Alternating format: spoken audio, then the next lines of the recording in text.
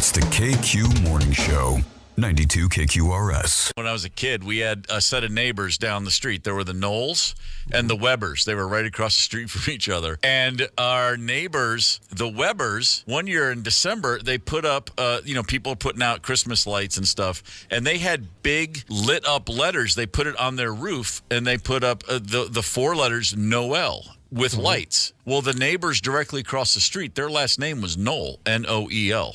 So the Webbers had the word Noel on their roof. My brother and another neighborhood kid built Weber. They put the same size, like 6 foot tall letters. They cut them out of wood, Weber, and put Christmas lights on them and mounted them on the Knowles roof one night with them not being aware. So the two houses faced each other. One said Noel and big lights, and the other said Weber. That's good 70s hijinks right there. Confusing to pilots. Can you imagine? And we were right near BWI. They flew right over the house all the time. Oh, man. That's good stuff. It's the KQ Morning Show, 92 KQRS. Hey, good morning, everybody. This is Mike Evans with your Hollywood Report, brought to you exclusively by our good friends at Marcus Theaters. And don't forget, today is Tuesday. That means Value Tuesday, $6 for any movie and 20% off all concessions. Check it out. You'll thank me in the morning. Meanwhile, I got a pop quiz question for you. We don't do this very often, but your pop quiz question is, last week I did something for the very first time. What was it? Got my first speeding ticket? Got my first library card? Or got my first pedicure? I'll give you the answer in just a minute. Love Nugget, 48-year-old Leonardo DiCaprio has made a vow not to date any woman over 25 years of age. However, he spent the last weekend with 32-year-old Arabella Chi, breaking his own rule. Bohemian Rhapsody Oscar winner Rami Malek and girlfriend Lucy Boynton have broken up after just 5 years. Now, they were best friends before they became lovers and co-starred in the movie. And different from most Hollywood romances, they are still best friends. In fact, they say they would do anything for each other. A happy ending to a Hollywood romance. Movie news, nobody's surprised there's already talk about a Barbie 2. But I doubt that director Greta Gerwig would agree to do it. I mean, there's no guarantee the second movie would be the same kind of box office as the first movie. Slapgate was 18 months ago, and when Will Smith slapped Chris Rock at the Oscars, everything changed. Will Smith has lost a lot of acting gigs and has only two acting gigs on his dance card, a crime thriller called Fast and Loose, and a sci-fi film called Brilliance. And by the way, both are just option, no scripts. Television news, 2 shows starting new seasons, one really good show, one really bad show. The good one is Lincoln Lawyer, and the really, really bad one is Justified City Primeval. Some odds and ends, Madonna is feeling better, and she's rescheduling her concert tour for this fall. If I had any money and I could be in London September 5th, I'd be at Sotheby's, where they are going to auction off thousands of Freddie Mercury's belongings. Freddie was a hoarder, and he never threw anything away. And all of those things are going under the hammer and for auction. Very sad news. Huey Lewis of Huey Lewis and the News has announced he's lost his hearing. And every once in a while, I am reminded of a really good old movie, and I want to recommend it, and I have one today. While Rotten Tomatoes gave the 2017 Crystal Castle with Woody Harrelson, Naomi Watts, and Brie Larson, gave it only a 51%. It's one of my 10 favorite movies, Crystal Castle. It's on Netflix. And the Instant Pop Quiz question, what did I do for the very first time last week?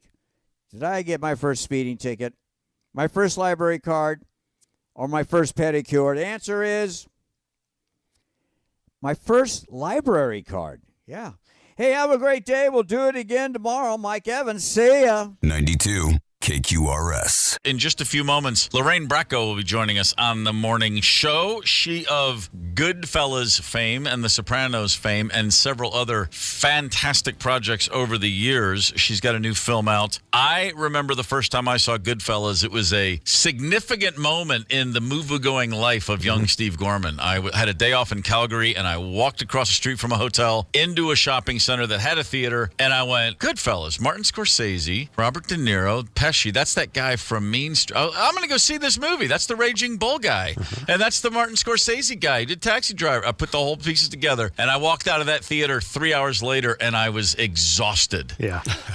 That movie hit me like an axe to the head. So good. And I went back to the hotel, and I forced every member of my band and crew to go back and see it again. I saw it twice the first day. The same day? The same day. I went to a matinee in the afternoon, and then that evening at like 7, I sat through the whole thing again, even in more awe the second time. Cool. Reservoir Dogs I saw 2 days in a row, but not the same day. 2 days in a row for me, Pee-wee's Big Adventure. Yes. Went back-to-back with Pee-wee because I don't think I've ever laughed quite that hard in one movie-going experience. And yeah, went with a buddy, and the next day went with like 6 people. A lot of things about me you don't know anything about. Things you wouldn't understand. That's a fact right there.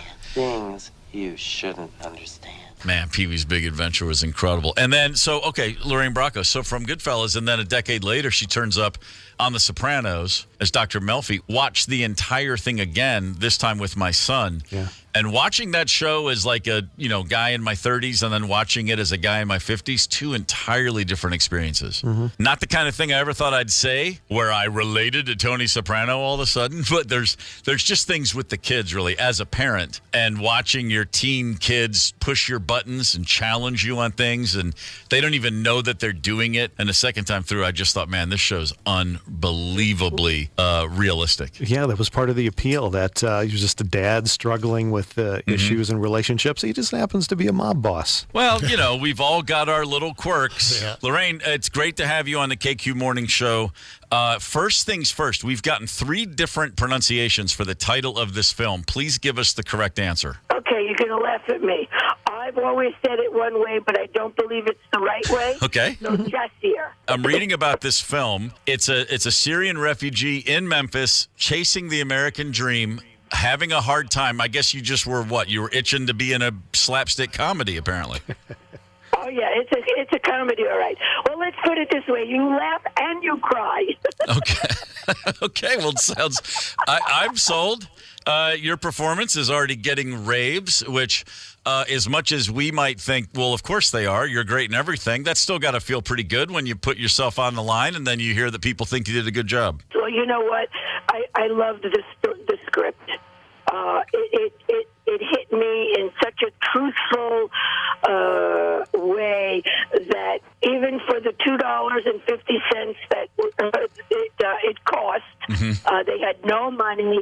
It was a first-time director, first-time almost everybody, and a lot of the people who worked on the movie were all refugees from Jordan or from Syria, and Memphis takes a huge storyline in the movie. Memphis is really, Memphis was amazing, to tell you the truth. Sure. Had you spent any time there before? No. So it was really interesting when I came and Wahi drove me around Memphis. And, you always just think of Justin Timberlake or Elvis. But Memphis is very interesting. And then, we had a lot of original music from Al Capone. He was the guy who did a lot of the music for Hustle and Flow. And Boo Mitchell, who worked with Bruno Mars, Uptown Funk, they recorded all of that in Memphis. There's never been a shortage of great music coming out of Memphis, Tennessee. That's never changed. Right. So for that, I'm really happy for the movie that they had such great talent. Lorraine Bracco's with us on the KQ Morning Show. The new film Jassir, I think that's what we're calling it. You mentioned the script. You read it. You loved it. How long does it take? How many pages into a script do you generally find yourself either saying, "I'm not feeling it," or "Oh, I'm totally in. This is working for me"? 20. Or if I decide that I could do something else. Like if I answer my phone or, Okay. you know. I'm trying to figure out how I can send you my script. I got to front load those first 20 pages. That's what I'm taking away from this. Good to know. There you go. Lorraine, acting was not something you didn't grow up thinking, I'm going to go act. It's a quest. This was my birthright by any stretch. Is that correct? That is correct. My father was a fishmonger. He worked in the Fulton Fish Market. And my mother, he had met at a USO dance in London. And so you grew up on Long Island, but I believe is it true that you were born in Bay Ridge? Yes. I know Bay Ridge. I was in Bay Ridge until I was about 8. Okay, so and I have to ask, when you saw Saturday Night Fever for the first time, it had to make you feel pretty good. Bay Ridge getting on the map like that. How come I'm not in this movie? That you should have been there, but no, you had to go to France. You had to go upscale on us. It's only because I got to model. That makes perfect sense. Yeah. So along the way, we were just saying before you joined us on the show, we were talking about our memories of the first time seeing Goodfellas. I have to imagine that's another moment when you read a script and just went, "Oh, you got to be kidding me! I'm all over this." Well, I read the book, and Okay. that was it. I was like, okay, I'm in. This is great. And I happen to have been very lucky that I had auditioned for Marty Scorsese a couple of years before, and he called me up. He said, listen, kid, I'm not giving you this part, but we're going to work together one day. And I was like, oh, okay, yeah, thanks. Okay, bye. Yeah. I never believed him. I hung up the phone and said a couple of curse words. Little did I know he had Goodfellas in mind.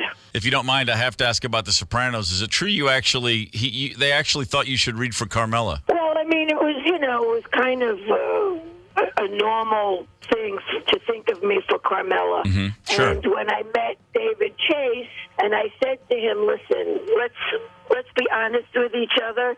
I played Carmela. I did it in Goodfellas. I don't think I could do it any better than what I did. But I really want the part of Dr. Melfi. And he was like, what? I said, yeah, I would love to play an educated Italian-American woman. You did. So, and we were just talking about the show also. I watched that show when it came out in real time, watching it 20 years later with my son during the pandemic as a dad myself and as a man in my 50s. It impacted me in an entirely different way. In large part, the scenes with you and Tony Soprano, Melfi and Soprano, those moments at a younger time, I didn't remember just how funny and deep every element of those scenes. They hit me so much differently, and I don't know, hell, I haven't talked to you before. I just want to say nice job, Lorraine. It was incredible to watch that show. I'll tell you something incredible. When we finished the pilot, we finished it with Melfi and Tony scenes, and I looked at Jimmy and I looked at David and I said, I really feel that I'm going to be the weak link in this story. Who's going to want to sit and watch two people sit and talk to each other? Mm-hmm. The answer was everybody. Go figure. Yeah. It's just amazing to me, The movie JACIR, for anyone listening, Jasir, is absolutely worth tracking down and finding. Last question. You graduated high school in the early 70s. What was your music? What bands or artists did you love out on Long Island in 1972? Ram. Paul McCartney, Ram. Wow. Didn't see that one coming. Too many people. I love this movie so much. Go see it. That's and the laugh and what an amazing endorsement, and we all here at the show could not be happier to have had you. Thanks so much for your time. Thank you. See ya. I appreciate it. Lorraine Bracco, I'm literally I've such a crush on that woman. If I woke up in the morning and she were straddling me with a gun in my mouth, I'd be happy. I'd be like, that's fine. Whatever it takes, Karen. Karen! Yeah, she's just glamorous and vulnerable and tough as nails simultaneously. Yeah, that Goodfellas performance, absolutely one for the ages. Mm-hmm. Boy, she was fantastic. The best of the KQ Morning Show. Back to the best of the KQ Morning Show, 92 KQRS. Am I the Jerk segments? We've got a couple we want to share. We're going to start with Ian. Is he the jerk or not? I'm actually going to get married, and I made my brother my best man. I let him know all the duties that it entailed, and he's getting next to nothing. My best friend, I let him know some of the duties that my brother hasn't been doing, and he's been nailing them. Here's my dilemma. Because he's my brother, should I make it two best men, or what I really want to do, he doesn't deserve the title and make my best friend my best man. Am I a jerk for doing that? I got to start with this one. He says, I asked my brother to be my best man. I let him know all the duties. It sounds like there's a bit of a laundry list for this guy. Yeah, he's a little controlling. I've been a best man 5 times. Uh-huh. And you just, you coordinate a bachelor party of some sort. Right. And you give a nice toast. Yeah. Adios. I thought that was about the extent of it. For Apparently, guys, Sleep with the bridesmaid, too. Don't forget that part. I mean, it's not like for girls, there's more things involved. Shouldn't have a checklist. I think it's perfectly fine to have the best man you want to be the best man. I don't think that, look, I was my brother Doug's best man at a wedding in 1985. He made a big mistake asking me. I'm thinking of my brother's first wedding when I was in my early 20s. I was the best man, and I didn't take it very seriously. same I did thing. show up drunk and late to the wedding. Ooh. Yeah, right. Yeah, Well, it you make wasn't me my look like brother I a had great to do guy it. all of a sudden. Right. Zep, thanks. I'm feeling better about my poor performance back in 85. Jerk. Candace? I think he's a total jerk. She thinks they're jerks because they found love and got married. No, I'm teasing. Now we'll turn it over to Yasmin. I arrived at the restaurant a little bit early, and I sat at the bar, and this guy next to me offered to buy me a drink. So I said, sure, whatever. And as I was finishing up, my date walked in and saw me with this other guy, and he walked right out. And then he texted me a few minutes later saying that I was a jerk for having a drink with another guy when I was there to be with him. I mean, am I a jerk for taking a drink before a date? I'd say no. I can see it being a little feather ruffling for the actual date. We're all adults here. You move on. I could see that working. I do, I guess, live in a dream world based on the look on Tony's face right now. So, No, I just think you look dreamy. She, first she should make out with him first and see if there's a connection, and then accept the drink. But Right on. she could have waited the 5-10 minutes for her date to show up to get a drink. So no, you politely go, thank you for offering. I appreciate the flirtation, but she could have said, you know what? I'd like to have a drink with you. I'm actually waiting on a date. Maybe at another time we could meet and you could buy me that drink. That would be more acceptable. or order an entree or an appetizer instead. Or order 2, one for the date that's coming. You can buy me a couple of drinks. I'll need a couple of Long Islands here. Could she say, I can't have this drink with you, but I will accept the cash equivalent of whatever drink you were about to. Is that acceptable on any level? Candace, let us have it. I'm not sure I would do this, but I like this girl. And she got there early. Her date should have got there early, too. So his fault.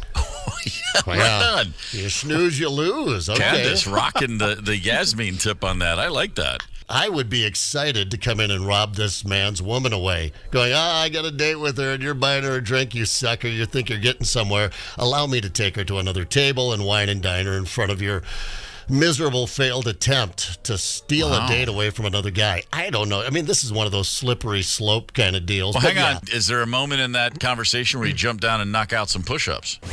The best of the KQ Morning Show. A whole bunch of us decided to go to dinner because that's what you do. And I forgot one of the most important rules of my life, which is no more than 6 people at dinner. Hi. That's it. I am group dinner phobic. I've just spent so many years touring, which was great. And then record company people and promoters and different people in the industry always want to take everybody to dinner, which is great. If you go over 6 people, you start adding 15 or 20 minutes per head to the meal is the general rule. And it just drives me crazy. I'm nuts. I've been scarred from this. Who's hogging up all the airtime? Who's talking over the whole table? Who's telling the same story again and again? Who cries during dessert because they suddenly appreciate everyone so much and I just wanted to say it? I mean, large group meals to me are like Zoom meetings. I can't believe how much some people live for those damn things. There it is. I've said it. I have a problem with group dinners. Is this a me problem, or does anyone else have some issues with large dinners at restaurants? My large dinners are family dinners, which also those are fraught with their nuts. own. There's a lot of potholes there as well, of course. I usually only go to big dinners if there's obviously a rich person throwing it and they're going to pay for it. I can really isolate myself, and I'm that guy that will just sit there and just keep nodding and smiling. And look nice. at you. I swear swear there's something about that 7th chair that pulls up, and I lose the plot. Tony, help me. That poor 7th person who shows Every up. time. I like the big dinners, but you have that urge to jockey to be able to sit by the person like who's the most fun or the most interesting or you like the most. And if you don't get to do that, then that kind of ruins it for me. See, there's always something. Candace, do you have one person who thinks they understand the wine list and insists on ordering the wine? There's one That's person me. and everyone's like, oh, that's you? I don't mind big dinners, but I like to bounce around. So it's better that I'm in like the hosting status. Right. So I can go around the table. You're a butterfly. When they start saying, we can put all the tables together, I break out with shingles. Don't even get me started on that when the waiter's like, and what will you have? And they're not writing it down. I'm just, even if they get it right, I'm still mad at them for making me stress about it. I'm a really good communicator with the service staff. So I always ask them what's good. I Right. tell them to split the check ahead of time. I just like to make things cool. Oh, see, you're cutting things off at the pass, and I appreciate that. From now on, Candace, can you be you can be my 7th. You have a good point, though. Instead of having the gigantic table, why not split it up? Because you can't talk to the people at the far end Exactly. anyway. I'm glad we could have this conversation. I'm not feeling better. I'm actually just getting wound up, and I have no group dinners planned. But the next one I have, it's like a zit underneath the surface. It's gonna pop eventually. It's gonna make me crazy. The best of the KQ Morning Show. One day, my mom surprised us all with our lunch bags for school, and they had our names on them. Printed all over the bag. Steve, like that was the design. And I looked at it and I was like, oh my gosh, I guess that's cool. And then I immediately put the math together of I'll be mocked mercilessly at school for having a paper bag with my name on it. But I came home from school and the first thing my mom said is, where's your lunch bag? Where's my lunch bag? I threw it away like every day. You don't throw away the ones with your name on them. And my brothers and I were horrified. We're like, wait, you want us to reuse a paper bag for lunch? Really? Wow. Yeah, we could not understand. Why would you spend the extra money to get the personally monogrammed bags, when the other ones are just cheap and you can throw them away? My sister used to try and embarrass me and write stuff on my lunch bag, like I'm obsessed with Star Trek or something. And it never occurred to me that I could get another bag. Never throw once. that one away. I'm like, damn it, Flory. How many beatings did you take at school because of your sister? Yeah. I started making my own lunch by 2nd grade because as a 1st grader, it was Dave's responsibility, and if he was unavailable, Doug's responsibility to make Steven's lunch. And so generally that was a peanut butter and jelly sandwich and an apple and something, whatever else. Standard lunch. But there were days when I would be, I'm going about my business, I'm living my best life. I get to lunch and I open it up and it's 2 slices of white bread and there would be an onion slice and a slice of orange. That would be the sandwich. And I'd be like, oh, man. Ever eat it? No, not the orange and onion sandwich. There were some questionable ones, but I remember very clearly by 2nd grade, I was just like, I got this. I will handle my own lunch. You have proven your point. Thank you. The best of the KQ Morning Show. Back to the best of the KQ Morning Show, 92 KQRS. A group of young men, having ingested what they called magic mushrooms, found themselves way up high in the mountains of Keswick and had to call for help. The mountain rescue team, they're up there constantly finding people in all manner of difficulty. Not that often that you get a bunch of guys who are literally just seeing, I think I saw Nessie. I saw the Loch Ness Monster. Just tripping balls. And I'm reading the story, I should say, and I'm thinking about that. And having done many hikes in my life and also having ingested mushrooms on occasion, I would never think that those two things would go together. I love getting in touch with nature. That's something to me, if you're going to be tripping, get a hammock. Just lay in a nice rope hammock, maybe in between 2 pine trees, and just sway in the breeze. Gearing up with hiking equipment and then going for it, a multi-mile steep terrain while tripping on mushrooms. Man, not at all something that would sound remotely interesting to experience. I do extreme stuff, so I don't have to get high. And if I'm totally bored and just sitting around the house, then that's a great time to get stoned out of your mind. It reminds me of a story we did a few years ago about this cop that confiscated some pot and decided to go home and bake it into some brownies, and he and his wife ate the brownies. Well, pot ain't what it used to be. I mean, there's got a lot more THC in there now, and he got super stoned, and the cop called 911 on himself. This is from the local news story. This is the police officer, followed by the news crew. I think I'm having an overdose, and so is my wife. Overdose of what? Marijuana. I don't know if it had something in it. Can you please send rescue? Did you guys have fever or anything? No, I think we're dying. Okay, how much did you guys have? I don't know. We made brownies, and I think we're dead. Time is going by really, really, really, really slow. Well, instead of being charged... Sorry. Instead of being charged, the police department let the officer resign. His wife was not charged either. So far, police officials have not commented on the case. Now, how do you follow a story like that? Wow. I'm so wasted. Time is going really, really slowly. I can relate to that, the time slowing thing. I was never a good stoner. I tried. I mean, I was in a perfect environment to become a good stoner. I was in a band where everybody else, or most of the other guys, were smoking weed all the time. I've played exactly one gig really stoned, and it was an absolute nightmare because you might think I played really slow and sluggishly. It was the exact opposite because my brain was moving so slowly. I've heard the music as dragging and being sluggish, so I was overcompensating by playing like a hamster in a wheel. I was flying, and in my brain, it couldn't get fast enough. I was like, songs are stuck in mud. And I'm up there going, and the whole band is looking at me going, slow down. They were furious. And I'm like, you're the guys that told me to get stoned before the show. Completely the exact opposite of what you'd expect. But yeah, and it only took once, and I realized this is not a good idea. I was so... It was every moment of that gig was an eternity, but apparently it was the fastest gig we ever played. But it took 9 hours for me. Indianapolis, Indiana. Again, I apologize. The best of the KQ Morning Show. I did not serve in the military. My father was a Marine, as I've mentioned probably on the show a couple of times. He joined the Marine Corps, and they random. They just picked 2 guys and say, you're in charge. You make sure everything goes well. And it was my dad was one, and the other guy in his division was George Papard. Really? The actor who later went on to be the guy for the A-Team. Yeah. And my dad was always like, yeah, I remember George from the Marines. And it was one of those great stories like, wait, you knew a star in the Marine Corps. And he was just a punk from the West Side back then. You know, you'd get whatever he would say about him for a hot minute. White-haired guy from Mission Impossible.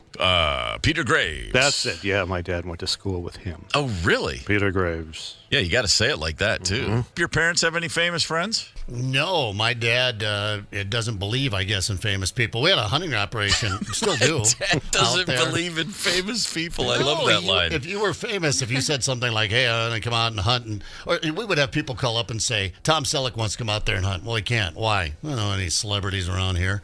I mean, people dig this guy. You got to let him come out here. Nope. Candace, your mom was involved with Bob Denver of Gilligan's Island briefly, right? Am I getting that right? It was just a quick thing, though. Right. He was older, and they found a moment where they shared a magical, interlude. And Candace, her dad's Gilligan. There it is. There, your secret's out. Candace Denver. What a name, Candace Denver. That's a great stage name.